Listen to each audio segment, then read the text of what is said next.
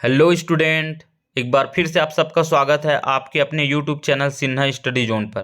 तो जितने भी स्टूडेंट 2023 का बोर्ड एग्जाम दिलाने वाले हैं उनके लिए आज का ये वीडियो बहुत ही महत्वपूर्ण होने वाला है। वीडियो की स्क्रीन पर आप देख सकते हैं 2022-23 का मॉडल पेपर, यह प्री बोर्ड पेपर है, कक्षा 10वीं और विषय है संस्कृत। तो कुछ इसी तरह के पेपर आपके बोर्ड एग्जाम में भी आएंगे, तो इसको सॉल्व करके ही जाना। आगे वीडियो में मैं पेपर को सॉल्यूशन के साथ बताने वाला हूँ, तो वीडियो पर अंत तक बने रहिए। वीडियो अच्छी लगेगी तो लाइक कर देना और चैनल पर नए हो तो सब्सक्राइब जरूर कर देना। तो चलिए सबसे पहले दिए गए निर्देश देख लेते हैं। यहाँ पर सभी प्रश्न हल करना अनिवार्य है। आपका अक्षर है वो सुंदर और स्पष्ट होना चाहिए। अब इसमें पूछे गए प्रश्नों को देखते हैं। तो पहला प्रश्न है उचितम शब्दम चित्वा लिखत। पहला है न्यायाधीशः आसीत् क रविंद्रनाथ, ख सत्येंद्रनाथ, ग बंकिम चंद्र, घ सतीश चंद्र। तो इसका सही उत्तर होगा घ सतीश चंद्र। अब इसमें दूसरा है तंडुलः सन्ति क शुकः, ख मस्कः, ग शशः, घ गावः। तो इसका सही उत्तर हो जाएगा घ गावः। अब अगला है त्वया शब्दे विभक्ति अस्ति क द्वितीया, ख तृतीया, ग चतुर्थी और घ पंचमी। तो इसका सही उत्तर होगा ख तृतीया। अब इसमें अगला है सुबन्तः इति शब्दस्य संधि विच्छेदो अस्ति क शुभधन अन्तः, ख शुभधन अन्तः, ग सुधन बंतः, घ शुभधन अन्तः। तो इसका सही उत्तर हो जाएगा ख शुभधन अन्तः। अब अगला प्रश्न है शीतलता इत्यस्मिन् शब्दे प्रत्यय अस्ति। इसका सही उत्तर होगा विकल्प नंबर ग तल।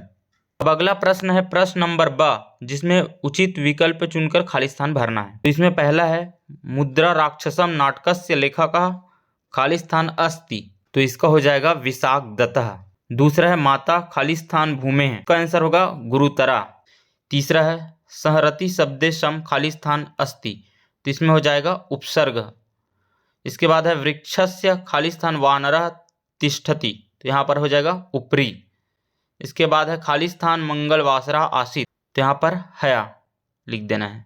अब अगला प्रश्न है प्रश्न नंबर स, जिसमें उचित संबंध जोड़ना है। तो पहला है चिंता, तो चिंता का होगा बहुतरी त्रिनाथ। इसके बाद मना का हो जाएगा शीघ्रतरम वातात। फिर तासु का होगा बहुवचनम। कृष्णाय का हो जाएगा नवनीतम रोचते। और इदानीम का होगा तदानीम। तो चलिए आगे हम प्रश्नों को देखते हैं, उसके बाद इनका सॉल्यूशन भी बताएंगे। प्रश्न नंबर दूसरा है जिसमें अंकों में दिया है, उसको संस्कृत भाषा में लिखना होगा। क 110 और ख 143। अब प्रश्न नंबर तीसरा है जिसमें संधि विच्छेद कर नाम लिखना है। क वागीसः, ख मुनिरयम। नंबर 4 है जिसमें प्रत्यय अलग करके लिखना है। क दैनिक और ख है खादितुम। अब प्रश्न नंबर 5 है वाच्यम बोधाय नाम लिखत। इसमें वाच्य लिखना है। क दिया है अर्जुन पाठम पठति, ख अस्माभि चंद्रमा ध्यायते। प्रश्न नंबर 6 है निर्देशानुसारेण त्रिषु वचनेषु धातु रूपाणि लिखत। इसमें क है रुच आत्मनेपद लट लकार और मध्यम पुरुष, ये लिखना होगा। ख है मील परस्मैपदी लिट लकार प्रथम पुरुष। ग है भक्ष परस्मैपदी लोट लकार और उत्तम पुरुष, ये आपको लिखना होगा।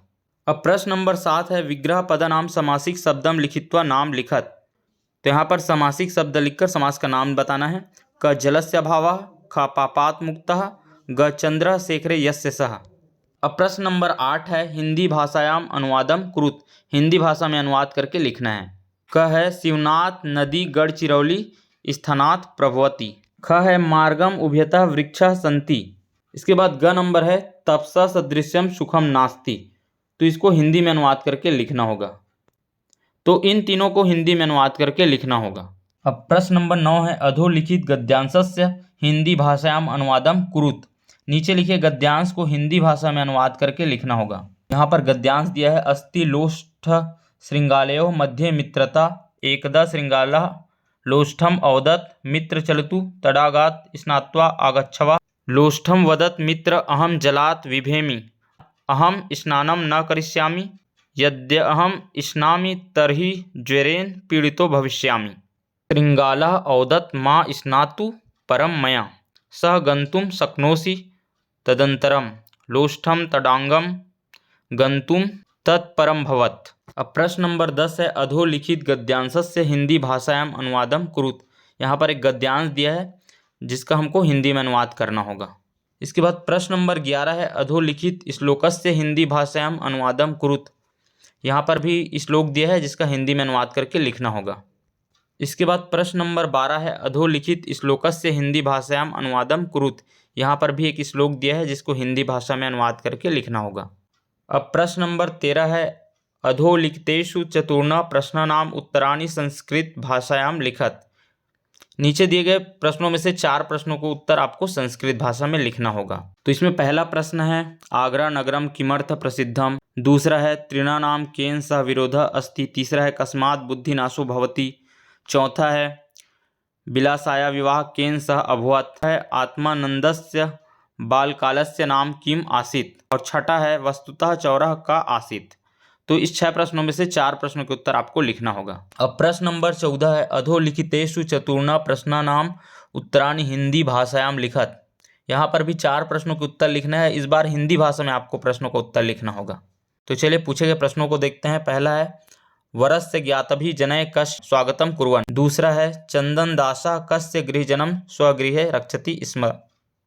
इसके बाद तीसरा है संस्कृतम कीदृशम अस्ति। चौथा है तंडुलस्य पाक कार्य का कुर्वन्ति। पांचवा है कतिधा मंगलयानस्य मार्गः परिवर्तितः। और छठा है दीपमालिका पर्वणि कस्य शब्द श्रूयते। इन 6 प्रश्नों में से 4 प्रश्नों के उत्तर आपको हिंदी में लिखना होगा। प्रश्न नंबर 15 है स्वपाठ्य पुस्तकात् चतस्र सूक्ति लिखत यस्मिन् प्रश्न पत्रे नागच्छत। तो यहाँ पर आपके पाठ्य पुस्तक से कोई एक सूक्ति लिखना है जो इस प्रश्न पत्र में ना आया हो। अब प्रश्न नंबर 16 है जिसमें आपको संस्कृत में पत्र लिखना है। इसमें अथवा भी दिया है जिसमें विकल्प दिए गए। इन विकल्प का उपयोग आपके पत्र में होना चाहिए। अब इसी का ब वाला प्रश्न है जिसमें अपठित गद्यांश दिया है जिसको पढ़कर आपको पूछे गए प्रश्नों के उत्तर लिखना होगा। 4 प्रश्न पूछे गए हैं जिसका आंसर आपको अपठित गद्यांश पढ़ने के बाद पता चल जाएगा। प्रश्न नंबर 17 है स्वपाठ्य पुस्तकात् 2 श्लोके लिखत यस्मिन् प्रश्न पत्रे नागच्छत। यहाँ पर भी आपको 2 श्लोक लिखना है अपने पाठ्य पुस्तक से जो इस प्रश्न पत्र में ना आया हो। प्रश्न नंबर 18 है 12 वाक्येषु संस्कृत भाषायाम निबंध लेखनम कुरुत। किसी एक विषय पर आपको 12 वाक्यों में निबंध लिखना होगा। पहला है सुभाष चंद्र, दूसरा है बीटा क्रिकेट, तीसरा है मम दिनचर्या, चौथा है महाकवि कालिदासा। इन 4 में से कोई एक विषय पर आपको निबंध लिखना होगा। तो चलिए अब इन प्रश्नों का उत्तर भी देख लेते हैं। अब प्रश्न नंबर 2 था जिसमें दिए गए अंकों को संस्कृत भाषा में लिखना है। क है 110 और ख 143। तो 110 को हम लिखेंगे दशाधिकम शतम। उसी प्रकार 143 को हम लिखेंगे त्रिचत्वारिंशधिकम शतम। प्रश्न नंबर 3 में संधि विच्छेद करके लिखना है क वागीसा और ख है मुनिरयम। तो वागीस का होगा वाक धन ईसा व्यंजन संधि। इसी प्रकार मुनिरयम का होगा मुनि धन अयम, ये विसर्ग संधि हो जाएगा। अब प्रश्न नंबर 4 में प्रत्यय को अलग करके लिखना है क दैनिक और ख है खादितुम। तो दैनिक में इक प्रत्यय हो जाएगा। इसी प्रकार खादितुम में खाद धन तुमन प्रत्यय लगेगा। अब प्रश्न नंबर 5 है जिसमें हमको वाच्य बताना है। इसमें क है अर्जुन पाठम पठति और ख है अस्माभि चंद्रमा ध्यायते। तो अर्जुन पाठम पठति में कर्तृवाच्य और अस्माभि चंद्रमा में कर्मवाच्य होगा। प्रश्न नंबर 6 में धातु रूप लिखना है। इसमें क है रुच आत्मनेपदी लट लकार मध्यम पुरुष।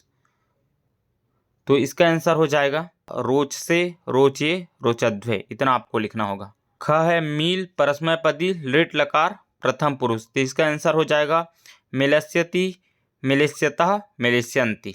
इसके बाद ग है भक्षु परस्मैपदी लोट लकार उत्तम पुरुष। तो इसका उत्तर हो जाएगा भक्ष्यानि भक्ष्याव भक्ष्याम, इतना आपको लिख देना होगा। प्रश्न नंबर 7 है जिसमें समासिक शब्द लिखना है, वह समास का नाम बताना है। तो क है जलस्य अभावः। तो इसका हो जाएगा निर्जलम और इसमें अवयवी भाव समास होगा। इसमें ख है पापात मुक्त। तो इसका होगा पाप मुक्त और ये तत्पुरुष समास होगा। इसी प्रकार है ग चंद्रशेखरे यस्य सह। इसका होगा चंद्रशेखरः और ये बहुब्रीहि समास होगा। अब प्रश्न नंबर 8 में संस्कृत वाक्यों का हिंदी भाषा में अनुवाद करके लिखना है। इसमें क है शिवनाथ नदी गढ़चिरौली स्थानात प्रभवती। तो इसका हिंदी अनुवाद होगा शिवनाथ नदी गढ़चिरौली नामक स्थान से निकलती है। इसमें ख नंबर पे है मार्गम उभयतः वृक्षा संति। तो इसका अनुवाद होगा मार्ग के दोनों ओर वृक्ष है। इसी प्रकार ग पे है तपसा सदृशम सुख नास्ति। तो इसका अनुवाद हो जाएगा तपस्या के समान कोई सुख नहीं है। अब प्रश्न नंबर 9 में गद्यांश है, उसका हिंदी अनुवाद लिखना है। तो इसका उत्तर आप लिखोगे, मिट्टी के ढेले और गीदड़ के बीच मित्रता थी। एक बार गीदड़ मिट्टी के ढेला से बोला, मित्र चलो स्नान करते हैं। तो ढेला बोला, मैं स्नान नहीं करूंगा, यदि मैं स्नान करता हूं तो बुखार से पीड़ित हो जाऊंगा। गीदड़ बोला, स्नान मत करना, लेकिन मेरे साथ जा तो सकते हो। इसके पश्चात मिट्टी का ढेला तालाब पर जाने के लिए तैयार हुआ। अब प्रश्न नंबर 10 है, जिसमें दिए गए गद्यांश का हिंदी अनुवाद लिखना है। तो चलिए इनका अनुवाद देखते हैं। इसमें आप लिखोगे, मंगलयान के सफल परीक्षण से न केवल भारत की अपितु एशिया महाद्वीप की भी प्रतिष्ठा विश्व पटल पर बढ़ी, क्योंकि आज तक कोई देश अपने प्रथम प्रयास से मंगल ग्रह की ओर यान भेजने में सफलता को प्राप्त नहीं किया। यह हर्ष का विषय है, भारत अपने पहले प्रयास में ही अपने लक्ष्य को प्राप्त किया। तो ये इसका अनुवाद हो जाएगा। अब प्रश्न नंबर 11 है, जिसमें श्लोक का हिंदी अनुवाद लिखना है। तो श्लोक दिया है, अलस्य कुतो विद्या, अविदस्य कुतो धनम, अधनस्य कुतो मित्रम, अमित्रस्य कुतः सुखम। तो इसका अर्थ हो जाएगा, आलसी व्यक्ति को विद्या कहाँ, बिना विद्या के धन कहाँ, बिना धन के मित्र कहाँ और बिना मित्र के सुख कहाँ। तो ये उसका उत्तर है। इसके बाद प्रश्न नंबर 12 है, जिसमें श्लोक का अर्थ लिखना होगा। तो इस श्लोक का अर्थ होगा, हम दोनों गुरु और शिष्य की साथ साथ रक्षा कीजिए।